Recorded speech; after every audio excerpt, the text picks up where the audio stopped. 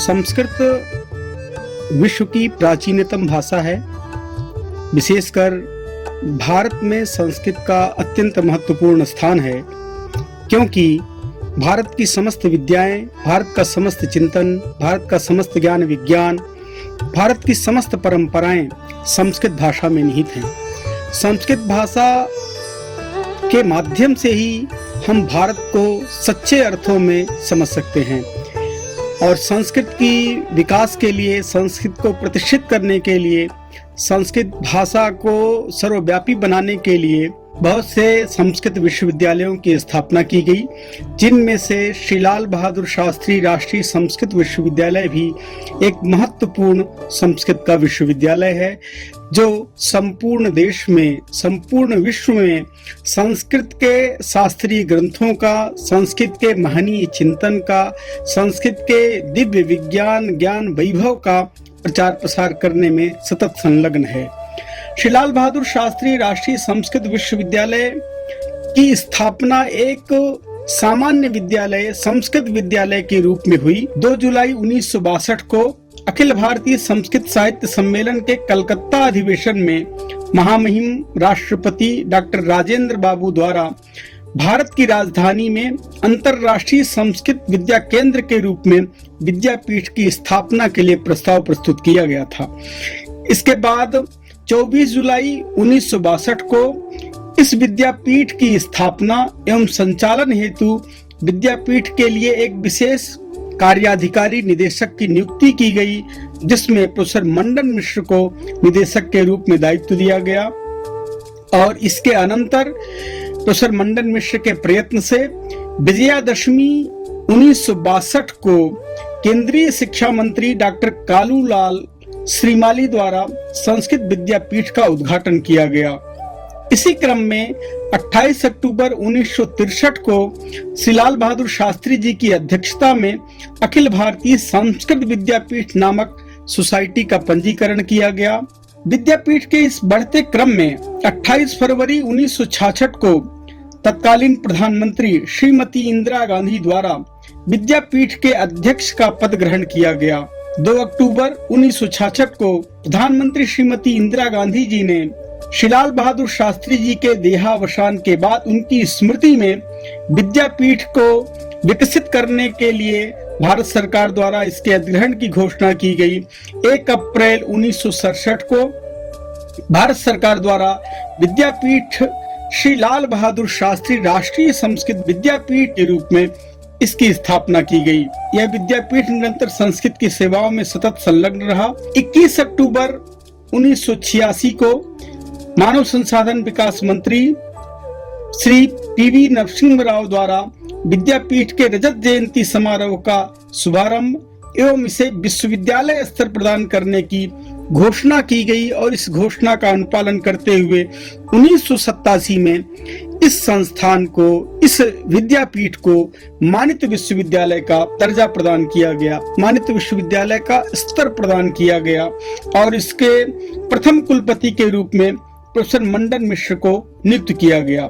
दूसरे क्रम में 15 नवंबर 1994 को प्रोफेसर वाचस्पति उपाध्याय ने इस विश्वविद्यालय का नेतृत्व संभाला और उसके बाद निरंतर इस विश्वविद्यालय को प्रगति पथ पर अग्रसरित किया। इसी क्रम में इस विश्वविद्यालय को 2020 में केंद्रीय विश्वविद्यालय का दर्जा प्रदान किया गया।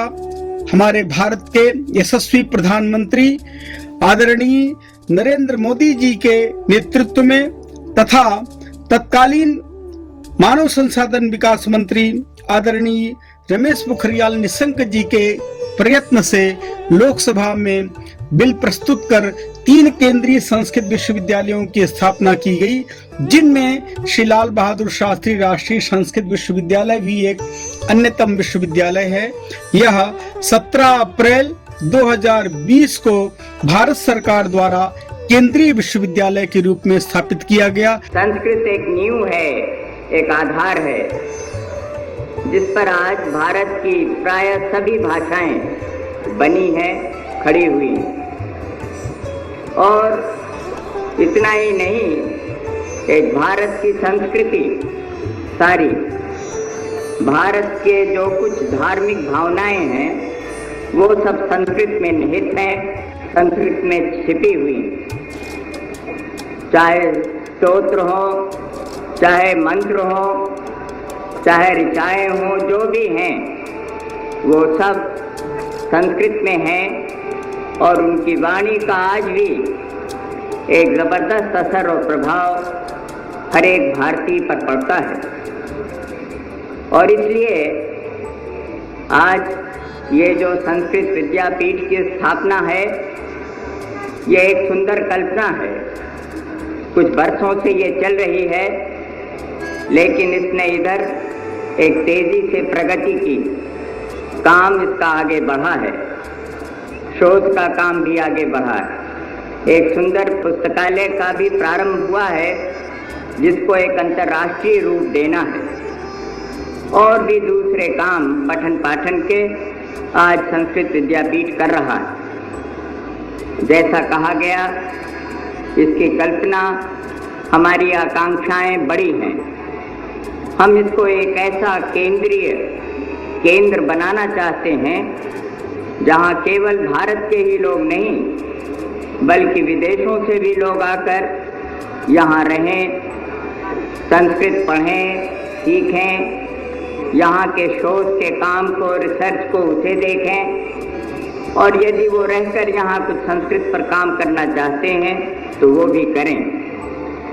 तो इस रूप में हमारा विचार है कि विद्यापीठ एक आदर्श संस्था बने और इस राजधानी के अंदर उसका स्वरूप वही होना चाहिए जो कि ऐसी संस्था के लिए स्वाभाविक है। श्री लाल बहादुर शास्त्री राष्ट्रीय संस्कृत विश्वविद्यालयस्य दीक्षांत समारोहे उपस्थिता अहम नितराम प्रसीदामि।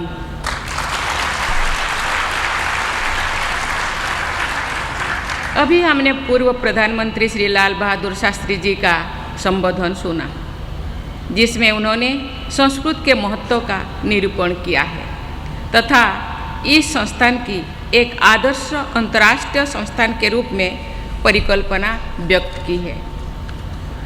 आप सबको इस संस्थान के महान संस्थापक श्री लाल बहादुर शास्त्री जी के सपनों को पूरा करना है। ये संस्थान प्रगति पथ पर और तेजी से आगे बढ़ सके, इसी सोच के साथ केंद्र सरकार के अप्रैल 2020 में इस संस्थान को केंद्रीय विश्वविद्यालय का दर्जा प्रदान किया है। संस्कृत भाषा में एक लोकप्रिय कथन है, भारतस्य प्रतिष्ठे द्वे संस्कृतम संस्कृतिस्थता।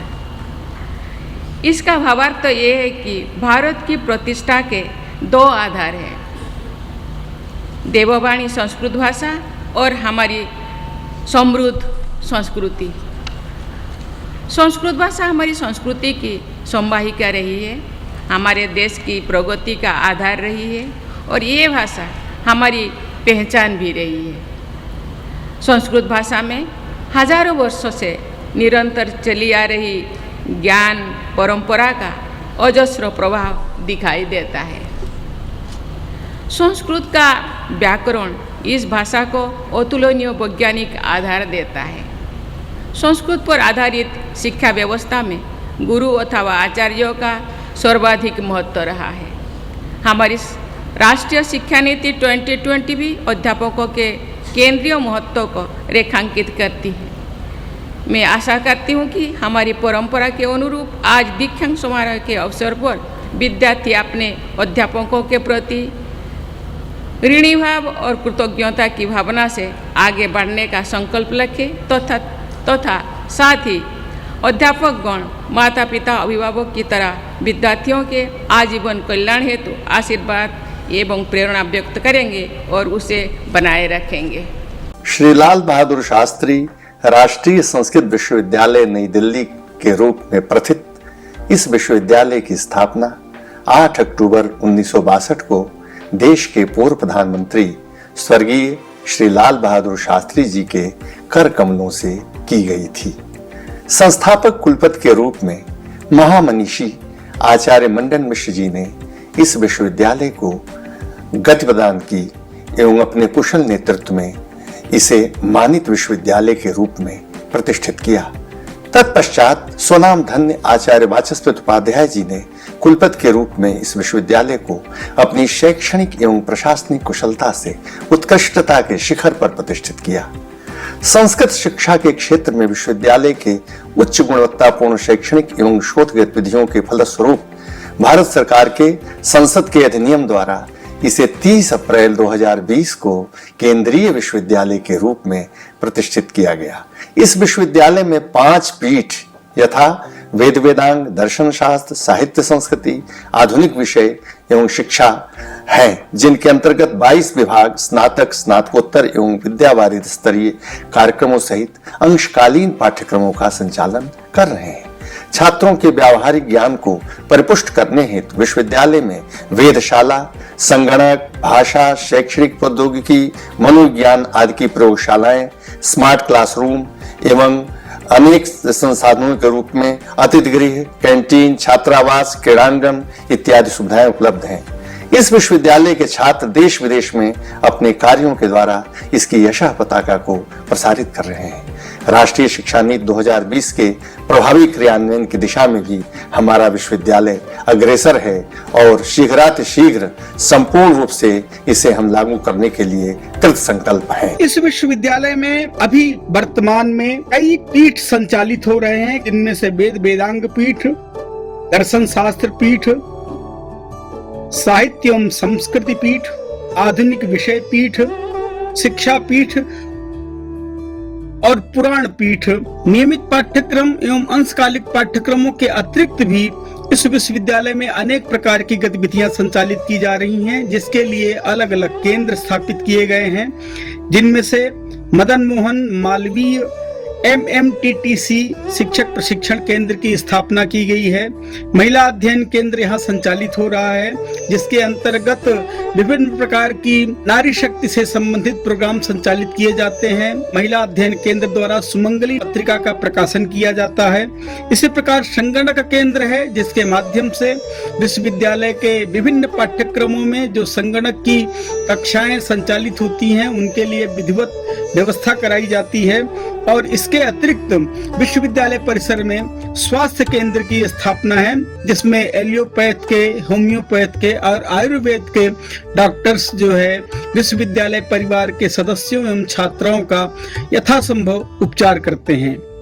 विश्वविद्यालय में एक प्रकाशन की बड़ी परियोजना है, प्रकाशन का अनुभाग है, जो शोध विभाग और प्रकाशन विभाग संयुक्त रूप से मिलकर के विश्वविद्यालय में जो दुर्लभ ग्रंथ हैं और जो ग्रंथ विश्वविद्यालय के आचार्यों द्वारा लिखे जाते हैं, उनका यथासंभव यथा सामर्थ्य प्रकाशन किया जाता है। शोध प्रकाशन विभाग द्वारा शोध प्रभा, जो कि एक बहुत प्रतिष्ठित शोध पत्रिका है, पिछले 49 वर्षों से यह पत्रिका निरंतर प्रकाशित की जा रही है, जो कि केयर लिस्टेड पत्रिका है।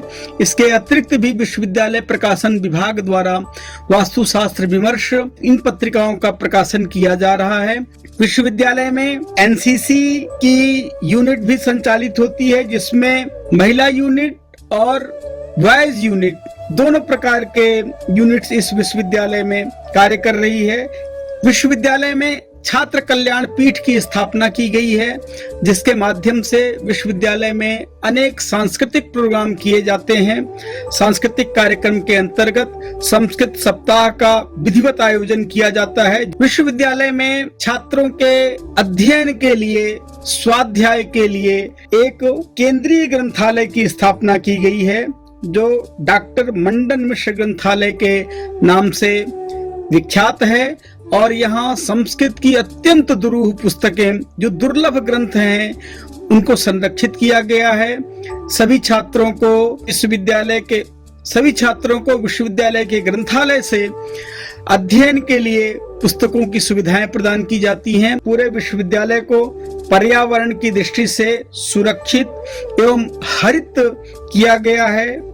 इसके अतिरिक्त विश्वविद्यालय में अन्य विश्वविद्यालयों से देश के अन्य भागों से आए हुए आचार्यों के लिए एक विश्रांति निलय अतिथि गृह की व्यवस्था की गई है। विश्वविद्यालय के परिसर में छात्रावास की व्यवस्था है, जिसमें 51 कक्ष हैं। सभी कक्षाओं के छात्र योग्यता के क्रम से आवास की सुविधा प्राप्त होती है। विश्वविद्यालय में एक आभासीय स्टूडियो की स्थापना की गई है, जिसके माध्यम से मूक्स के पाठ्यक्रम तैयार किए जाते हैं। आजकल ऑनलाइन पाठ्यक्रम की व्यवस्था है, ऑनलाइन पाठ्यक्रम का युग है, तो विश्वविद्यालय के जो प्राचीन संस्कृत के शास्त्र हैं, उन शास्त्रों को ऑनलाइन माध्यम से समाज तक ले जाने के लिए एक आभासी कक्ष स्टूडियो की स्थापना की गई है। संपूर्ण विश्वविद्यालय परिसर वाईफाई से युक्त है। विश्वविद्यालय के किसी भी कोने में हो, वहां वाईफाई की सुविधा को प्राप्त कर सकते हैं। जो छात्र कर्मकांड एवं पौरोहित्य विभाग में अध्ययनरत हैं या जो छात्र वेद में अध्ययनरत हैं, उनके लिए यज्ञशाला का निर्माण किया गया है। हमारे माननीय कुलपति जी के निर्देशन में श्रौत याग के लिए एक नवीन यज्ञशाला, नूतन यज्ञशाला की स्थापना की गई है। यहाँ पर देव सदनम मंदिर की भी स्थापना की गई है। हमारे इस विश्वविद्यालय में राष्ट्रीय शिक्षा नीति NEP 2020 का विधिवत कार्यान्वयन किया गया है। इस क्षेत्र में हमारे विश्वविद्यालय ने अत्यंत प्राथमिकता अपनाते हुए सबसे पहले संस्कृत विश्वविद्यालयों में सबसे पहले NEP 2020 का कार्यान्वयन किया है और निरंतर अपने पाठ्यक्रमों को NEP 2020 के माध्यम से व्यवस्थित करने में, उसको क्रियान्वित करने के लिए सतत संलग्न है।